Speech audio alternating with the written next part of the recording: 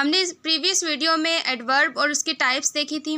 आज हम इस वीडियो में सेंटेंसेस और इसकी टाइप्स को डिस्कस करेंगे। होप आप बिल्कुल ठीक होंगे। चलिए स्टार्ट करते हैं। सेंटेंसेस। अब सबसे पहले हम सेंटेंस की डेफिनेशन देखेंगे। Group of words that gives meaning. Sentence क्या होता है? एक ग्रुप ऑफ वर्ड्स होते हैं जो अपना मीनिंग देते हैं। मीनिंग लेस नहीं होते, मीनिंगफुल होते हैं, मतलब अपना मीनिंग देते हैं। उनको हम लोग क्या कहते हैं? सेंटेंसेस बोलते हैं। अब टाइप्स ऑफ सेंटेंसेस देखते हैं। टाइप्स ऑफ सेंटेंसेस में टाइप्स दो तरह की टाइप्स आती हैं, एक मीनिंग के लिहाज से और एक फॉर्मेशन मतलब बनावट के लिहाज से उनकी सेंटेंस की टाइप्स होती हैं। सबसे पहले हम लोग इस वीडियो में देखेंगे कि मीनिंग के लिहाज से कौन कौन सी टाइप्स हैं सेंटेंसेस की on the basis of meanings. सबसे पहली टाइप है डिक्लेरेटिव और सिंपल सेंटेंसेस। इसमें क्या आता है?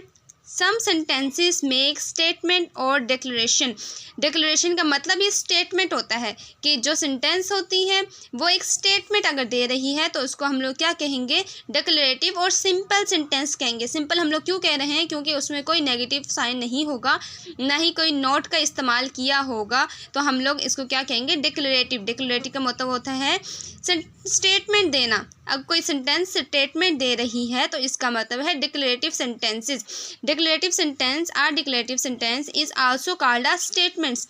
डिक्लेरेटिव सेंटेंस को हम स्टेटमेंट भी कहते हैं। For example, you must do your duty. ये एक स्टेटमेंट दे रही है कि तुम्हें अपनी ड्यूटी करनी चाहिए, तो इसको क्या हम लोग कहेंगे? Declarative sentences. Her here is long. ये भी एक स्टेटमेंट दे रहे हैं कि उसके बाल लंबे हैं, तो हम इसको क्या कहेंगे? Declarative sentences. अब नेक्स्ट टाइप है इंट्रोगेटिव सेंटेंसेस। इंट्रोगेटिव का मतलब ही क्या होता है? सवाल पूछना, सवालिया जुमले। Some sentences ask a question. कुछ सेंटेंसेस क्या पूछते हैं? सवाल पूछते हैं। It also called a question. Interrogative sentences को क्वेश्चन भी कहते हैं। For example, will you help the poor. क्या तुम गरीबों की मदद करोगे? ये क्वेश्चन पूछ रहे हैं, इसलिए यहाँ पे सवालिया निशान भी आया है, तो हम लोग इसको क्या कहेंगे? इसको हम लोग इंट्रोगेटिव सेंटेंसेस बोलेंगे। ये इसकी सेकंड टाइप है सेंटेंस की। थर्ड टाइप क्या है? Imperative sentences. इम्पेरेटिव सेंटेंस में क्या आता है? चलिए देखते हैं। The sentence that makes a request और गिव्स अ कमांड। वो सेंटेंस जो रिक्वेस्ट पेश कर रहे हों या फिर कोई कमांड मतलब हुक्म दे रहे हों, तो हम इसको क्या कहते हैं? इम्पेरेटिव सेंटेंसेस कहते हैं।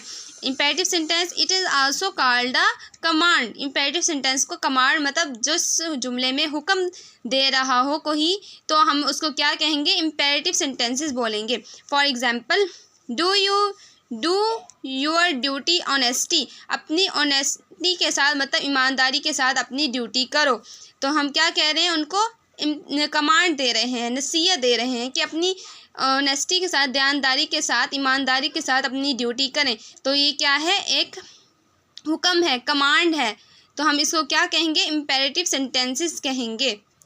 नेक्स्ट टाइप है हमारे पास एक्सक्लेमेटरी सेंटेंसेस। एक्सक्लेमेटरी सेंटेंसेस में क्या आता है? Some sentences show strong emotions. जिसमें अचानक एक स्ट्रॉन्ग इमोशंस का जिक्र हो, तो हम उसको क्या कहेंगे? उसको हम एक्सक्लेमेटरी सेंटेंसेस कहेंगे। इसको एक्सक्लेमेटरी सेंटेंसेस को एक्सक्लेमेशन भी कहा जाता है। फॉर एग्जाम्पल, ये एक्सक्लेमेशन का साइन है। How beautiful the world is. ये अचानक और स्ट्रॉन्ग इमोशन का जिक्र किया गया है कि वो कितना खूबसूरत परिंदा है, तो हम लोग इसको क्या कहेंगे? एक्सक्लेमेटरी सेंटेंसेस बोलेंगे। इसमें यहाँ पर एक्सक्लेमेशन का साइन आ गया है। एक्सक्लेमेटरी सेंटेंसेस में एक्सक्लेमेशन का साइन आता है, जैसे इंट्रोगेटिव सेंटेंसेस में सवालिया निशान आता है। अब पहले हम लोगों ने मीनिंग के लिहाज से पढ़ी सेंटेंसेस की टाइप्स। अब हम लोग किसके लिहाज से पढ़ेंगे? फॉर्मेशन के लिहाज से पढ़ेंगे, बनावट के लिहाज से सेंटेंसेस की टाइप्स पढ़ेंगे। चलें देखते हैं types of sentences on the basis of formation. बनावट के लिहाज से अब सबसे पहले हम देखते हैं सिंपल सेंटेंसेस। सिंपल सेंटेंसेस में क्या होता है? It contains one independent clause. Clause की डेफिनेशन, उसकी टाइप्स मैंने आपको पिछली वीडियो में समझाई थी। अगर आपने नहीं देखी तो आप देख लें, मैं डिस्क्रिप्शन में भी इसका लिंक दे देती हूँ। देन चलिए देखते हैं। It contains one independent clause. Independent clause चलिए देखते हैं अब क्या होता है। हमने प्रीवियस वीडियो में देखा था कि क्लॉज क्या होती है। क्लॉज होती है जिसमें सब्जेक्ट और वर्ब हो। ये सब्जेक्ट और ये वर्ब आ गया, ठीक है। और इंडिपेंडेंट क्लॉज होती है जो अकेले अपने काम कर सकती हो, किसी चीज़ पे डिपेंड या किसी चीज़ पे इन्हिसार ना कर रही हो, तो इसको हम लोग क्या कहते हैं, इंडिपेंडेंट क्लॉज कहते हैं। She is a fat girl, वो मोटी लड़की है, तो ये क्या होगा, ये इंडिपेंडेंट क्लॉज है। और ये सिंपल सेंटेंस की एग्जांपल में आता है जिसमें एक इंडिपेंडेंट क्लॉज हो, उसको हम लोग सिंपल सेंटेंस बोलते हैं। अब कंपाउंड सेंटेंस क्या होता है, इट कंसिस्ट ऑफ 2 और more independent clauses join with coordinating conjunctions. अब सिंपल सेंटेंस में एक इंडिपेंडेंट क्लॉज थी, कंपाउंड में क्या होता है, 2 या 2 से ज़्यादा इंडिपेंडेंट क्लॉजेस होती हैं जो किस चीज़ से जुड़ रही होती हैं, कोऑर्डिनेटिंग कंजक्शन से जुड़ रही होती हैं। अब कोऑर्डिनेटिंग कंजक्शन क्या होती है, एंड और बट, इनको हम लोग कोऑर्डिनेटिंग कंजक्शंस बोलते हैं। और इंडिपेंडेंट क्लॉज मैंने आपको बता दिया, जो अकेले काम करती हैं, जो अकेले रह सकती हैं, अकेले रहकर अपने मीनिंग दे सकती हैं और किसी चीज़ पे डिपेंड नहीं होती। For example, she reads and her brother place, वो पढ़ रही है और उसका भाई खेलता है, ठीक है। वो पढ़ती है और उसका भाई खेलता है। शी रीड्स, अगर हमने इसको अलहदा देखें, शी रीड्स तब भी इंडिपेंडेंट क्लॉज है, मतलब ये किसी पे इन्हिसार नहीं कर रही, या अकेले भी अपनी मीनिंग्स देती है। शी रीड्स, वो पढ़ती है।